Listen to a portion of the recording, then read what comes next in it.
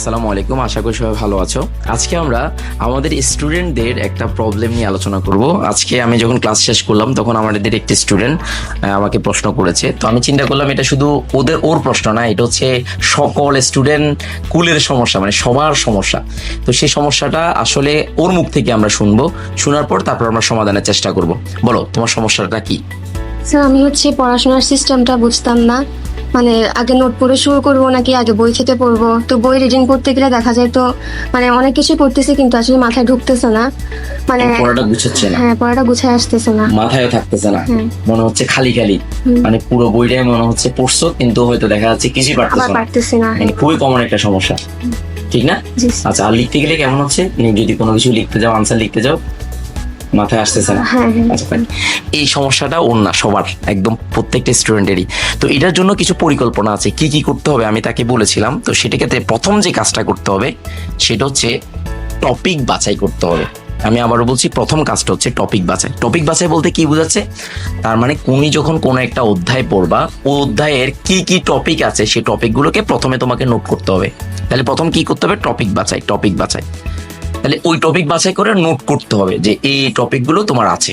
তার মধ্যে দ্বিতীয় নম্বর কাজ হচ্ছে কোন টপিকগুলো দুইটা পার্টে ভাগ করতে হবে। একটা পার্ট হচ্ছে যে একাডেমিক, আর একটা কি বলো, অ্যাডমিশন। অ্যাডমিশনের জন্য আলাদা টপিক, একাডেমিকের জন্য আলাদা টপিকগুলো বাছাই করতে হবে যে এই টপিকগুলো অ্যাডমিশনে বেশি আসে, এই টপিকগুলো একাডেমিকে বেশি আসে। যে যে টপিকগুলো আসে, যেমন একাডেমিকের কথায় যদি বলি, তাহলে ওই একাডেমিকের টপিক থেকে কি কি প্রশ্ন আসে সেই প্রশ্নের প্যাটার্নটা তোমাকে আগে সংশ্লিষ্ট টিচার থেকে বুঝে নিতে হবে, অথবা তুমি নিজে নিজে ওই টপিকগুলো বাছাই করে আলাদা আলাদা করে কি পাশায় একটা খাতায় সুন্দর করে লিখবা। লিখে কোনটা কোনটা আসছে, কোনটা কোনটা আসে নাই সেটা তুমি বাছাই করবা। বাছাই করে ওই টপিকগুলো বুঝার জন্য যদি কোনো বেসিকের দরকার হয়, সেই বেসিকটা তুমি আলাদা করে পড়বা ওই টপিকটা বুঝার জন্য। ওই টপিকটা বুঝবা, ওইটা লিখবা এবং ওই অনুসারে প্র্যাকটিস করবা। তাহলে টপিক বাছাইয়ের পর কাজ হবে প্র্যাকটিস করা। প্র্যাকটিস করবা কিভাবে? বিগত বছরের যে বোর্ড প্রশ্ন আছে সেই বোর্ড প্রশ্নগুলো টপিক ভিত্তিক তুমি আলাদা আলাদা করে পড়বা এবং সেটা সলভ করার চেষ্টা করবা। যদি কোনোটাতে সলভ করতে প্রবলেম হয়, দেন ওই টপিকে তুমি আবার এটা কি করবা, রিভিশন দিবা, ঠিক আছে? দেন তাহলে তোমার কাছে কি মনে হবে? সহজ মনে হবে, ঠিক আছে? এরপরে অ্যাডমিশনের জন্য, অ্যাডমিশনে কিছু কিছু জিনিস এক্সট্রা পড়তে হয়, কিছু কিছু ব্যাপার যেগুলো একাডেমিকে আসে না। তাহলে ওই টপিকগুলো তোমাকে কি করতে হবে? আবার বাছাই করতে হবে। বাছাই করার পর ওই টপিকগুলো তুমি আলাদা করে সলভ করতে হবে। সলভ করার পর দেন এবার আসবা, যদি তোমার সময় থাকে, এবার পুরো বইটা তুমি পড়বা। তাহলে তুমি এখন পুরো বইটা পড়বা কিসের জন্য? মুখস্থ করার জন্য না। রিডিং পড়ছো বা সেটা বোঝার জন্য, মুখস্থ করার জন্য না। তাহলে পুরো বইটা কখন পড়বা? লাস্ট মুহূর্তে।